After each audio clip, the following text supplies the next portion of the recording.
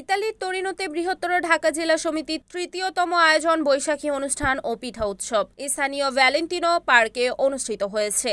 বৈশাখী অনুষ্ঠানকে আনন্দপূর্ণ করতে আয়োজকরা মহিলাদের অংশগ্রহণে মিউজিক্যাল খেলা, পুরুষদের ও শিশু কিশোরদের খেলাধুলার আয়োজন করেন। প্রত্যেকটি ইভেন্টে নারী পুরুষের অংশগ্রহণ ছিল স্বতঃস্ফূর্ত। অনুষ্ঠানে উপস্থিত প্রবাসীরা বৃহত্তর ঢাকা সমিতির নেতৃবৃন্দদের প্রশংসা করেন। এমন সুন্দর পরিবেশে প্রবাসের মাটিতে আমাদের দেশীয় সংস্কৃতি বিদেশিদের নিকট তুলে ধরার জন্য বৃহত্তর ঢাকা সমিতি তোরিনোর সভাপতি মোক্তার খানের সভাপতিত্বে সাধারণ সম্পাদক আলামিন চৌধুরী, আরিফ ও ইভা আক্তার লাখির যৌথ পরিচালনায় ফিতা কেটে বৈশাখী অনুষ্ঠানে শুভ উদ্বোধন করেন বৃহত্তর ঢাকা সমিতি ইতালির সভাপতি আমিনুর রহমান সালাম।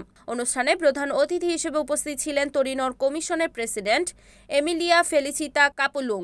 বিশেষ অতিথি হিসেবে উপস্থিত ছিলেন বৃহত্তর ঢাকা সমিতি মিলানের সাধারণ সম্পাদক আজমতুল্লাহ শিকদার রবিন সহ তোরিনোর বিভিন্ন আঞ্চলিক সমিতির নেতৃবৃন্দ।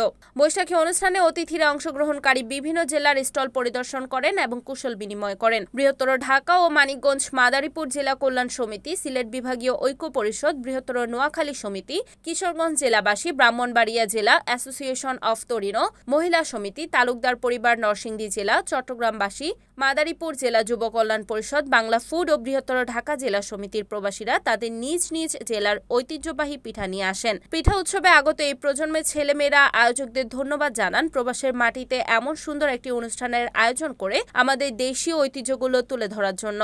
বিশেষ করে নানান রকমের বাহারি স্বাদের পিঠা ছিল অনুষ্ঠানের আকর্ষণ।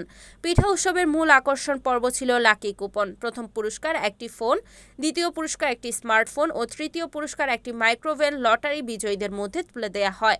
এছাড়াও বিভিন্ন প্রতিযোগিতায় বিজয়ীদের মধ্যে পুরস্কার বিতরণ করেন আয়োজকরা। পরিশেষে অনুষ্ঠানের উপস্থিত ও সার্বিক সহযোগিতাকারী সকলকে আয়োজকদের পক্ষ থেকে পরিচয় করিয়ে দেওয়া হয় এবং সকলেই সুন্দর অনুষ্ঠানের জন্য শুভেচ্ছা বক্তব্য রাখেন এবং আয়োজকদের ধন্যবাদ জানান। রিপোর্ট হিমেল জমাদ্দার, NAN TV, ইতালি।